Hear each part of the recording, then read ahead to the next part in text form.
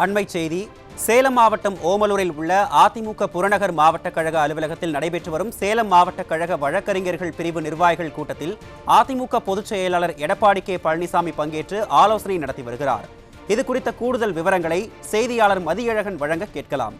வணக்கம் மதியழகன், இது தொடர்பான விவரங்களை நீங்க பதிவு பண்ணலாம். வணக்கம் அருண். அதாவது தற்போது திமுக ஆட்சியில் எங்கு பார்த்தாலும் சட்டம் ஒழுங்கு சீர்கெட்டுள்ளது என்று எதிர்கட்சி தலைவர் எடப்பாடி கே பழனிசாமி அவர்கள் தொடர்ந்து குற்றம் சாட்டி வருகிறார். அதிலும் பள்ளி கல்லூரி பகுதிகளில் கஞ்சா விற்பனை, கொலை, கொள்ளை, வழிப்பறி, பாலியல் பெண்களுக்கு எதிரான பாலியல் வன்கொடுமை, இது போன்ற குற்றச்செயல்கள் தொடர்ந்து அதிகரித்து வருகிறது. இந்த குற்றச்செயல்களால் மக்களிடம் திமுக வெறுப்பை சம்பாதித்துள்ளது என்பது அனைவரும் அறிந்தது. இந்த போன்ற இந்த சூழ்நிலையை மறைப்பதற்காகத்தான் திமுக அரசானது அதிமுக நிர்வாகிகள் மீதும் முன்னாள் அமைச்சர்கள் மீதும் பொய் வழக்கு போட்டு அவர்களை முடக்கும் செயலை மேற்கொண்டு வருகிறது.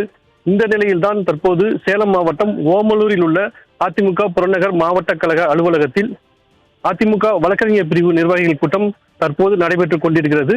இந்த கூட்டத்தில் அதாவது திமுக அரசு அதிமுக நிர்வாகிகள் மீது போடப்படும் பொய் வழக்குகளை எப்படி எதிர்கொள்வது என்பது குறித்து பொதுச் செயலாளர் எடப்பாடி கே பழனிசாமி அவர்கள் கூட்டத்தில் கலந்து கொண்டு பல்வேறு ஆலோசனையை வழங்கி வருகிறார்.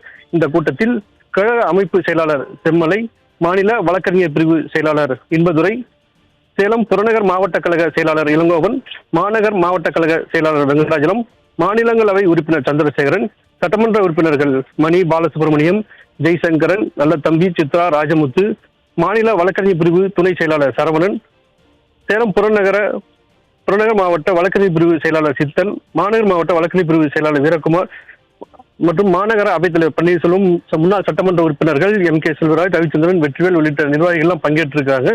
அது மட்டும் இல்ல, தொடர்ந்து இந்த கூட்டத்தில் பொதுச்செயலாளர் அவர்கள் பல்வேறு ஆலோசனைகளை வழக்கறிஞர்களுக்கு வழங்கியிருக்கிறார்.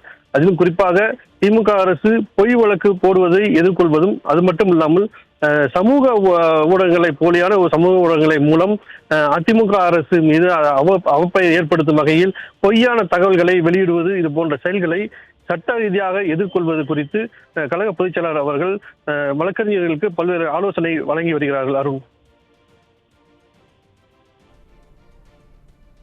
விவரங்களுக்கு நன்றி மதியழகன்.